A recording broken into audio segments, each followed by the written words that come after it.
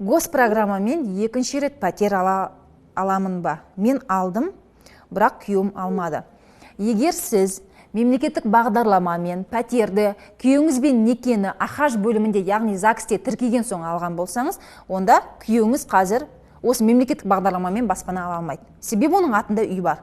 Неке және отбасы заңына сәйкес, неке тіркелгеннен кейін алынған мүліктің барлығы ол теңдей күйеуіне және әйеліне тиісті болып табылады.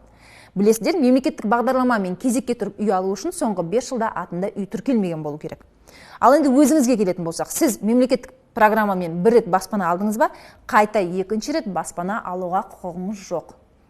Дегенмен өзге банктердің кредиттік кәдімгі өзінің ипотекасы арқылы баспана алуыңызға болады, тек банктердің продуктысы бойынша. Мемлекеттік программамен қайта ала алмайсыз. Тағы бір сұрақ. Сәлеметсіз бе?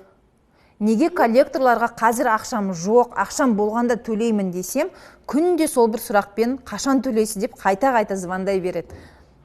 Не істей аламын звондамауы үшін?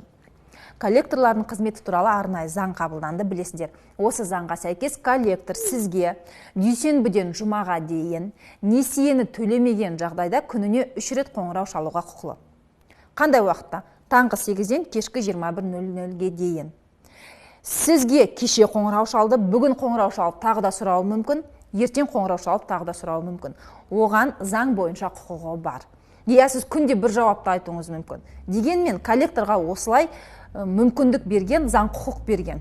Күнде сізге хабарласып, несиеңіздің төленбеген жайлы хабарлауын және үстіне пеня қосылған туралы хабарлауға, пеня қанша теңге қосылып жатыр, ары қарай сізді қандай жауапкершілік күтеді, олар сотқа беру мүмкін бе, осының барлығын сізге түсіндіруге күніне 3 рет қоңырау шалуға коллектордың құқығы бар.